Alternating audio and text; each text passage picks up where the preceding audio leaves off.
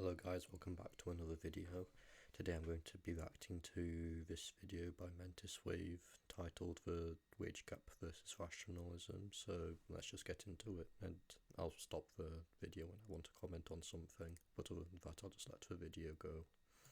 Play. Hey internets, this video is going to be going over the rationalist argument against the wage gap, or how much of the existence of the gap can in fact largely be explained by examining differences in incentives between men and women and then pushing them to their logical conclusions. I decided it would be best to have a standalone video solely dedicated to this particular argument, since it's actually relatively unknown, which is unfortunate because it exposes a very big flaw in not just the wage gap, but in how leftists think in general. First off, I have to add a disclaimer, specifically the annoying little elephant in the room that pops up whenever this subject is on the table. I will be pointing out some very well-established biological differences between men and women. No, I am not claiming that women are inferior to men or somehow subhuman or anything like that. Yes, in fact, you can acknowledge that two groups are different without hating on or otherwise disparaging either one of them. Amazing novel concept, I know. But unfortunately, a lot of people tend to pull a false dichotomy here to conflate the two in order to falsely accuse anyone who talks about it from a non-leftist perspective of sexism. Accusing people you don't agree with of bigotry is unfortunately seen by a lot of these people as more effective these days than logical arguments. So I am thus forced to preemptively call out their fallacy before they make it. All I'm offering here in this video is the truth and nothing more. In fact, I strongly condemn misogyny because men and women getting along with each other is extremely important for any sustainable society with a healthy low time preference. Anyways, since I briefly went over this in my video on paleo-libertarian feminism, I will now start this out by clipping the part of it that goes over the main argument. If you have already seen this part and remember it, feel free to skip to this section of the video while I'll be going over some points made by Unlearning Economics, as well as some other additional fun stuff. The leftward argument is that women make something less sense for every dollar men earns. The rightward argument is that controlling for certain variables shows this is actually the result of free choice. The leftward response is that those variables don't matter because reasons, and the rightward response is that they do matter because reasons. There's actually an easier way that most people totally miss. At the end of the day, you should be paid based on how much your employer thinks your work is worth. I guess you could call it the market as well, but the market kind of decides how much money your business gets, and then your employer decides how much of a pay you get of that share, how much of a share you get of that gross earnings. So, but yeah, from there, it doesn't really matter if it's gender. It matters more individual to individual how much your work is worth to the employer. So your employer will pay you more if your work is harder to replace. I think that's a lot of things. I think that's something that a lot of people don't get, that you're paid based on how hard you are to replace rather than how much hard your job actually is. And I feel like a lot of people still don't know that, and it would be better if people would eventually want to find. It would be better if people just understood that at the end of the day. Let's instead examine it from the perspective of incentives, and let's start this out by being super charitable to the environmentalist position. Let's assume that there are zero neurological or other major physical differences between men and women besides the simple fact that women have eggs and get pregnant and men have sperm. And let's assume that we want the same thing. Say both these people want a family. Well, the male knows that if he finds a wife and wants to raise a family, there will likely come a time where she is out of commission for about a year and he will effectively have to economically provide for two people. This incentivizes the male to find work that pays well, even if that work isn't very flexible or psychologically fulfilling to him, because he knows he will most likely have additional financial responsibility in this future relationship. And the female knows the opposite. If she wants to start a family, there will likely come a time where she will have to take a paternity leave from work. And so her incentive is to This is basically how it's been up until, I don't know, 20 years ago. I don't know. I hesitate about that, saying that it's definitely been that way up until the better part of the 20th century, but ever since then it's been slowly declining, and now it's hard enough to make a living by yourself regardless. Nevertheless, two people. find a career with some Yeah, because basically the cost of living is going up, and because of government socialism, it's basically hard to find it's hard to make a living basically. Like you basically don't get paid much right off the bat. Then next thing you have to pay like a lot more money than you had to do in the past for things like groceries and stuff like that. So yeah, like life is hard, and I blame the government.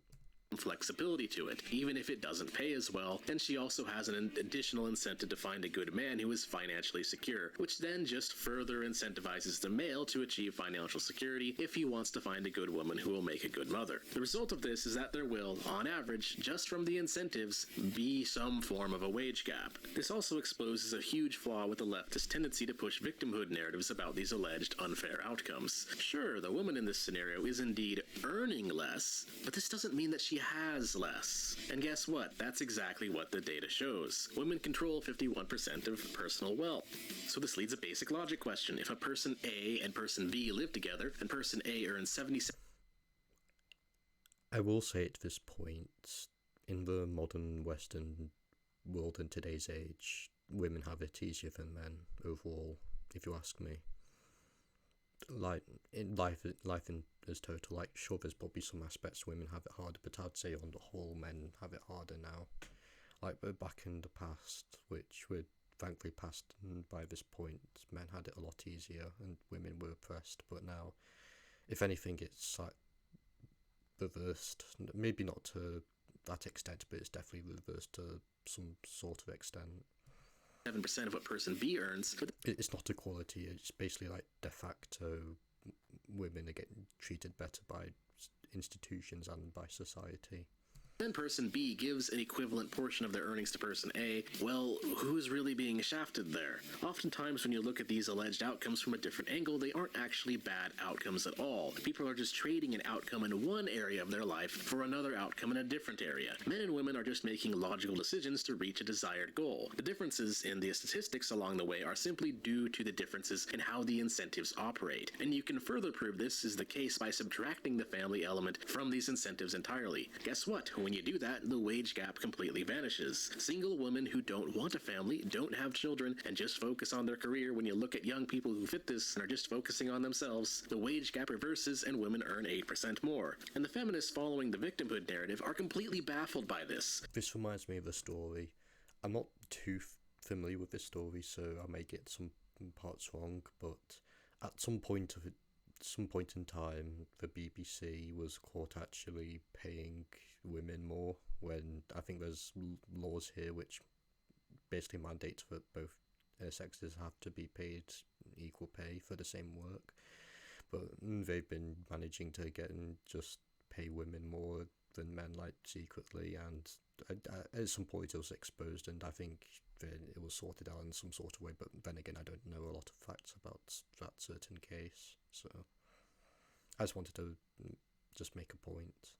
And rush to find ridiculous explanations. Maybe the patriarchy is punishing women for having children. Maybe men oppress women in their relationship and force their wife to earn less through the perpetuation of these unfair gender stereotypes after they get married. Or maybe the economy specifically only discriminates against older women. No, people are just following their incentives based on innate differences. It's so painfully obvious when you apply incentives intent and how they relate to human action. It's amazing how many people don't get this. And remember, this was all from, again, the extremely charitable position of assuming that the only innate difference is who births the child. Let's crash back down to reality land where these innate differences are acknowledged. Men and women do not have the same psychology. We have very different IQ distributions, which lead to a greater number of both male idiots and male geniuses, which just this fact alone, by the way, offers an alternative explanation for most of feminist grievances, especially patriarchy. Men and women have hundreds of different physical differences that are a lot more than just eggs and sperm. Men and women's hormonal differences have a significant effect on brain chemistry. Women have greater language processing, while men have better spatial processing. And of course, men and women are attracted to different things in a partner, even when you factor in LGBT into the equation. And none of these things have ever been adequately explained by the environmentalists. This is where the nugget of truth can be found in the manosphere. A lot of how our society functions and how our hierarchies form in regard to sex and gender are simply the result of these differences, not as some mysterious force of oppression. They also tend to look at it from the perspective of game and attraction. For instance, what if women are just naturally attracted to men who show qualities of competency and leadership? Well then, this just adds another incentive for men to aim for those roles, which just adds another layer of differences in outcome to exist by purely natural causes. If you apply all these facts to other areas of feminist theory by using the same rational flow of following incentives to their conclusions like I just did for the wage gap, we increasingly find this hundreds of years of oppression theory to be nothing more than dogma. Two groups with thousands of innate differences will not have the same incentives, will not have the same desires, and will thus obviously not have the same outcomes. This is not a bad thing. I basically agree with everything he said up to this point. Women and females and males are definitely more different than just biology, like reproductive systems. Essentially, at the end of the day, like in basics, men are more physically capable in some sort of areas, and at least when it comes to a workplace, they're more physically capable. So that means women are more suited for more creative jobs, or at least jobs where you don't have to exert a lot of physical energy, like working in an office or something. And it doesn't mean that one is inferior to the other. This is just the result of people with differences making free choices based on those differences. Speaking of now, what you just saw was an example of a rationalist argument that uses something called thymology. Thymology is a way of looking at history that deals with the mental activities of humanity and attempts to examine how those mental activities led them to act in the way that they did, in order to help create a qualitative analysis of the events that have transpired by looking at how the mind reacts to one's environment, which leads to the behavior that led to the event. Or in simpler terms, thymology attempts to understand the psychological motivations for why people made certain decisions, which then lets us better understand why certain things happened. Thymology is difficult to factor into data analysis because it deals with something that is invisible. However, science must acknowledge that it exists because obviously thoughts and motivations are very real things, otherwise you would not be watching this video, since something about the link or thumbnail that brought you here mentally motivated you to click on it. In the case of the wage gap, we keep seeing it prop up time and time again that the earnings of men and women are not the same. You can pick any year in history and you will probably find some sort of gap in pay there. Not just between men and women, but likely between various cultural and religious groups as well. In the case of the gender gap, we can use reasoning to determine that the motivations and incentives of men and women are not the same due to the differences in both our biological and social needs and beliefs in the way that we think, etc., etc. Any attempt to analyze the wage gap without acknowledging this is therefore pretty much doomed from the start. This exposes a flaw in how leftists tend to address these issues. They only focus on the quantitative while ignoring the qualitative. The concept of examining differences in motivations and other psychological factors which led to incentives and actions is often completely absent from their reasoning, and this results in them reaching these absurd conclusions that are based on an incomplete understanding at best and entirely circular or otherwise fallacious at worst. A good example of this can be found in Unlearning Economics video on gender discrimination and the pay gap he made in response to Jordan Peterson. Now, I'm not going to go over this entire video and every single claim he makes in it, because for one, he makes a lot of claims about a lot of data, but also because when you understand the flaws in it, you will realize why it's not really necessary to go through each and every point that he makes. Now, the first and most obvious error he makes is, again, the lack of qualitative analysis. Feel free to watch the entire hour 22-minute video yourself. He does not mention incentives or motivations once. Yeah, big oof. Big oof. Now, I could argue that just from that error alone, because a very big error it is indeed, the entire video can be considered nonsensical. But that would be lazy as heck of me, and there are actually a few things in it that need to be directly called out and addressed. One major problem can be spotted right here. These dynamics probably affect us all negatively, men and women alike, because they inhibit human flourishing and freedom. But the brunt of it falls on women, who have less access to resources, less recognition, and have to endure discrimination and harassment of various kinds. Did you catch? I would say that males nowadays, in today's society, face more discrimination than females do. Females benefit more off of petty privilege than males do. It's just how it is. Like, it's not really something the government can legislate. It's just what an individual thinks in their brain. But you just have to try and work with that and deal with that just without government interference. Really, it's just like a unfortunate truth or a black pill, basically.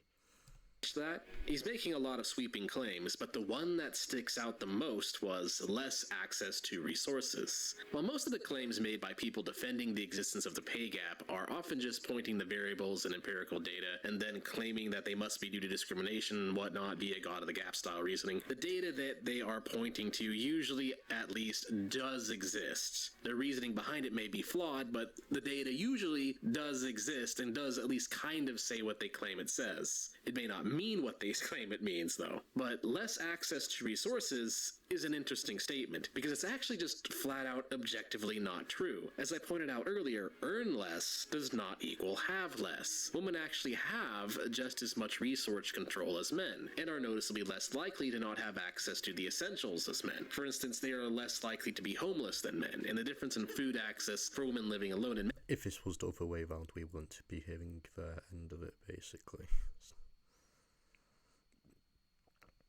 It's very much turned from the others being oppressed at the other side being oppressed to maybe not the same extent, but to some extent it's not equality. Total equality in all areas is bad anyway, but equality to an extent is good though. And living alone is statistically insignificant, but has a noticeable drop for women who are married. And again, single women who do not have children do not have a wage gap. All of this suggests that women who are in a relationship and have children may indeed be earning less, but the father of her children or her husband then provides additional resources to her by giving her control over a portion of his own. Wow, it's almost like we have this cultural expectation that because men don't have to put up with childbirth, that men should therefore help take care of women, and that this expectation motivates our choices. Holy crap, whoever could have guessed. If we were to push this to its absurd conclusion, then we would have to assume that the richest 5-year-old child on the planet is actually just as poor as the poorest 5-year-old child on the planet, because neither of them are working or earning anything. It's a form of analysis that just completely ignores what their respective families are providing for them. It's totally ridiculous reasoning. This also offers an alternative explanation to the baby penalty that these people like to bring up as well. What if men with children are, again, just following their incentives to be a better breadwinner? What if the biological differences between men and women mean that the man has to work harder and the woman has to work less because, you know, the biological reality of pregnancy? This blunder then reveals a huge flaw in his reasoning behind the pay gap. It's still the case that education increases earnings. We've just found that occupation is the mechanism through which that happens. Now, in case you haven't spotted my devious plan, try substituting gender for education in our example. If women work in different occupations or carry different responsibilities, these things may reduce their pay. But noticing that these are the mechanisms does not mean the pay gap doesn't exist. It just tells us how it comes about. So he makes the examination that controlling for occupation is not good control because it does not account for the possibility that people are facing gender discrimination in the hiring process or which career paths they are expected to take. And on the surface, this might seem like a good argument. But when you realize that earn less does not equal have less, and that differences in motivations and incentives offer an alternative explanation to difference in occupation and discrimination, the argument kind of starts to fall apart, because then we need to again add the family and children element back in here, because again, that's where the major differences in how men and women's motivations work. So when we factor in those motivations, we realize that we should... I will say that nowadays people are not, especially Gen Z, they're not really interested in having children nowadays. This is more about previous generations. Like, sure, there'll be some people in our generation who have kids. It's not like we're going to go extinct, of course, but we are, the Western nations are facing population declines. Immigration is a short-term solution to that, but not a long-term solution, and that also comes with its own host of problems, but that's a topic for another video. I just wanted to just give my point quickly.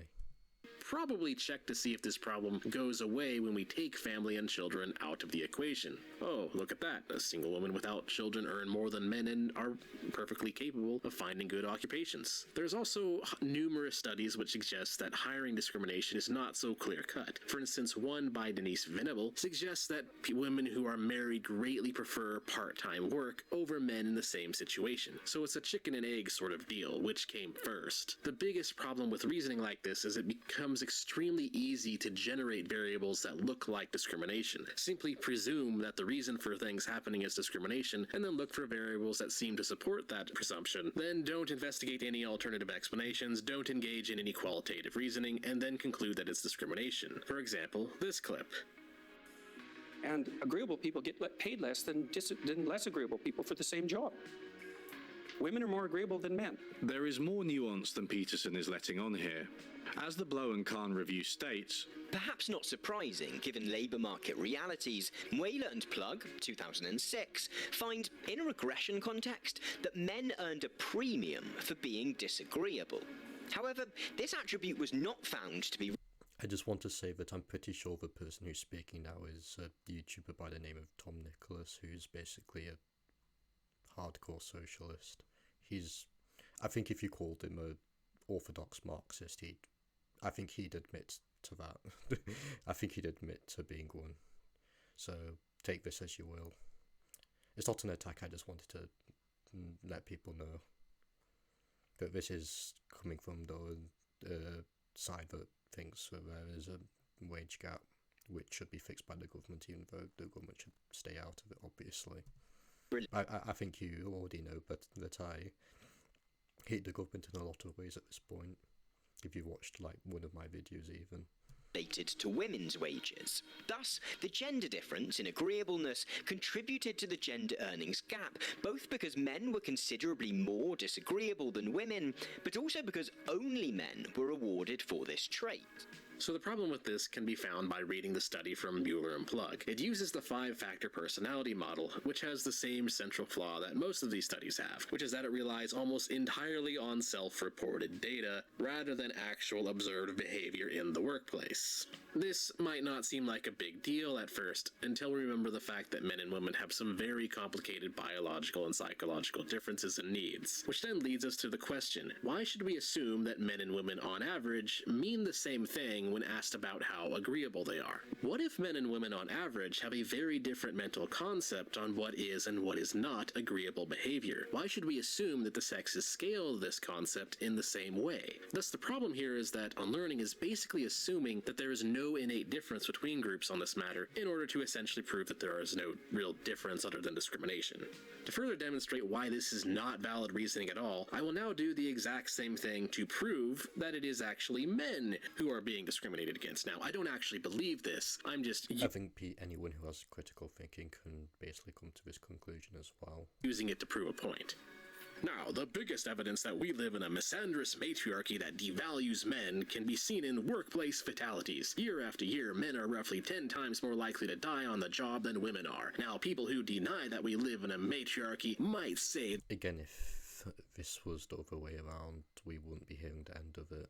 That it has to do with the occupation choice and risk-taking. However, occupation has nothing to do with whether or not men are discriminated against, as men are clearly being pushed by social factors like male disposability into these jobs. And we can also control for risk-taking behavior. In a study by Nelson of Tufts University, we find that females being more risk-adverse can only account for 1/4 of the disparity in workplace deaths. So clearly, men who display risk avoidance does not always translate into decreased fatalities when compared to with women with the same personality traits. So clearly, some form of discrimination is taking place, and the matriarchy doesn't care about men's lives at all. If I had to guess, the matriarchy is clearly using MK Ultra to brainwash young men into taking on responsibilities without just compensation that ultimately leads to their doom. Okay, that last part about MK Ultra was obviously a joke. Really, the whole thing's a joke. But I think you get the point. The flaw in all that nonsense I just spouted is pretty much the same flaw that Unlearning was making. The study on risk-taking behavior used self-reported data for men and women on risk avoidance rather than actual observed actions. But why should we assume that men and women interpret such a question in the same way? Why should we assume the mental process of a man who considers himself a risk-taker is thinking exactly the same thing with the exact same motivations as a woman who says this. And again, how do we know that men aren't scaling what they consider to be risk aversion on a totally different level than women are? And why should we assume that there are no other factors that could possibly be at play? This is the problem with defaulting to discrimination as the answer. There are often alternative explanations that make just as much, if not more, sense. In both the argument presented by Unlearning and the fake argument I just presented, the reasoning error is the same: God of the gaps. Yes, qualitative factors are difficult to measure and in many cases cannot be measured, but that doesn't mean we can pretend that they don't exist. It just means that we don't really have a way of knowing for sure. So all Unlearning is doing here is filling the gaps of knowledge left open by the qualitative with discrimination. And unfortunately, it's very easy to generate these pseudo-intellectual arguments which claim that discrimination is happening when you do this, which again is why I'm not going to go over each and every claim he makes, because he repeats this error several times with various other data sets throughout his video, and once you know the problem with it, it's pretty easy to understand why this type of reasoning is incomplete at best. In many ways, this means the wage gap can be seen as one of the problems that come up when you encounter people who strictly utilized empiricism while rejecting the use of rationalism. These factors, which are difficult to measure and can often be seen as invisible, still have to be taken into account. Or in other words, just because it can't be counted doesn't mean it doesn't count. I will say that there's usually things behind the scenes that you have to take into account, whether it's materialistic or not, or a social construct, but yes, just because you can't see it in front of you doesn't mean it is something, it's not a hurdle that you have to jump over, so to say. Whereas people like Unlearning are instead acting as if that which cannot be counted must therefore be treated as if it does not exist. Unless you want to try and argue that men and women don't have different motivations or thoughts, this is completely absurd. Now, I need to point out that none of what I have shown here means that men and women don't face any discrimination at all. That's not the point I'm making here. Perhaps some women really do exhibit the exact same version of disagreeableness in the exact same way as successful men do and don't get successful from it. And perhaps a cultural problem where we consider middle and lower class men to be disposable could in fact be the cause of some of men's higher chances to die in the workplace. However, when you realize that this is not something that can be measured by quantitative empirical data alone, it becomes blindingly obvious the factors are far too numerous and complex to ever know for sure just how much, if any, truly is the result of some form of unfairness. And because of this knowledge problem, the only way to fix it, if we were to try, would essentially be a totalitarian government that places equal outcomes above all else, a cure far worse than the alleged disease. But what we do know for a fact is that because most of these differences can be alternatively be explained by differences in incentives, motivations, and the resulting choices when pushed to their logical conclusions, the wise move is thus to focus less on gender grievance politics and more on which of these choices people can actually aim for in order to improve their own quality of life. As far as when it comes to women, there are a few pitfalls that stand out that our current cultural climate honestly does not do a very good job warning young ladies to stay away from. For instance, avoiding single motherhood. Seriously, stop having children out of wedlock with losers. This is one of the biggest factors. I'll agree with this. If you want to have a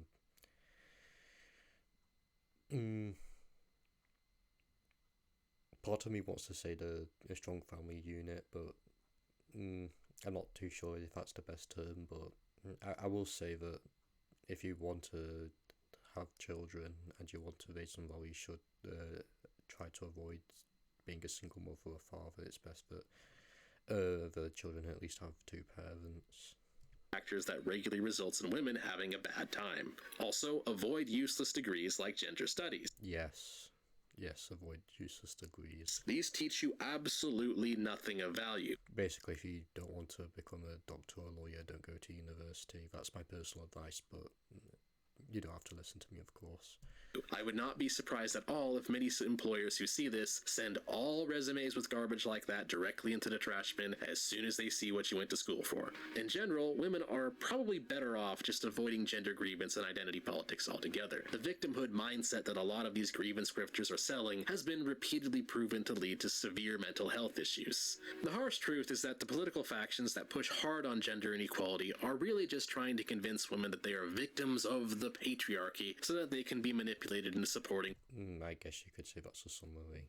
woke-toid ideology. This is nothing more than a grift that is designed to take advantage of women who are young and insecure and then trick them into supporting ridiculous forced equity policies that ultimately will not help. Anyways, that's all I have to say on this subject for now. Thanks for watching. If you enjoyed the video... Okay, that's the end of the video. Okay, so I'll, as usual, I'll link MentisWave's channel and this video link in the description, and I do recommend you that you check him out. He's a high IQ YouTuber, but other than that, that's this video, and I'll see you in the next one. Goodbye for now.